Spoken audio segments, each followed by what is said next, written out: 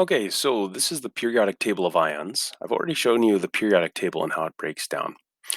Right, so just as a review, we have hydrogen here, and we have all these guys over here. These are all our non-metals, okay? And then everybody else here, the transition metals, and on the to the left of what we call the staircase here are our metals, okay? Now you'll notice that they have on this one pluses and minuses. Okay, that's the charge. Remember that on here, in group one, all these guys have one valence electron. That means, as you can see here, they give away one, right?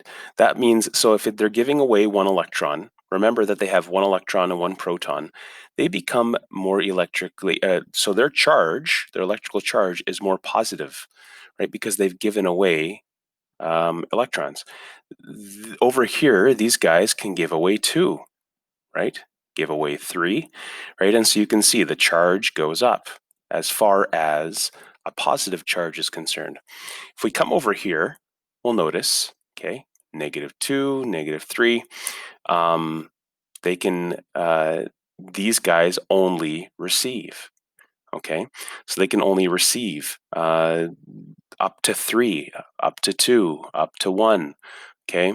You'll notice these guys don't receive any of the noble gases, right? And so, so just remember, in this right here, we have 3 valence electrons, 4, 5, 6, 7, and full, okay? So it's going to be important to understand metals give and non-metals receive, okay? Another important, a couple more important things here to understand. There's these things called multivalent ions, okay? Went over them in the notes, but they are ions that have multiple charges. The only way that those are shown, and I talk about this again in the notes, is with the right here and here, the Roman numerals, okay? And so the Roman numerals are written out in the name, at least. That tells you what the charge is. So if something was chromium, you'd also have to have brackets with the Roman numerals telling us what the charge is, because they're multivalent, because there's multiple charges for them. Okay, so that's any of these guys that have multiple charges. Up here is your in the periodic table of ions is something called the table of polyatomic ions. Now, polyatomic ions will always look this way. So you'll notice that they look like a compound, okay?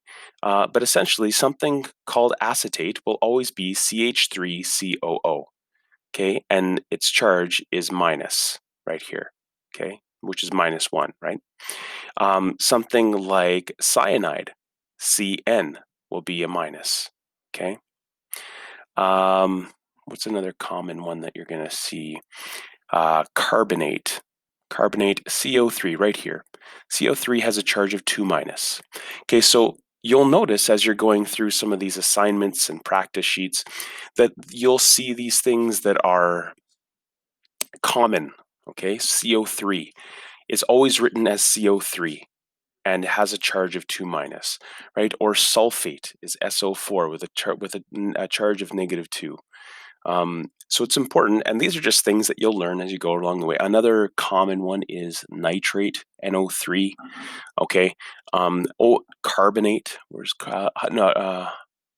Where is it? Right here. Oh, right.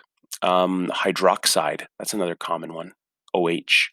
Okay, and so just keeping in mind that that the periodic table of ions is here to help you to understand charges that both metals and nonmetals give, the fact that there are multivalent ions, and also that there are polyatomic ions to keep track of as well.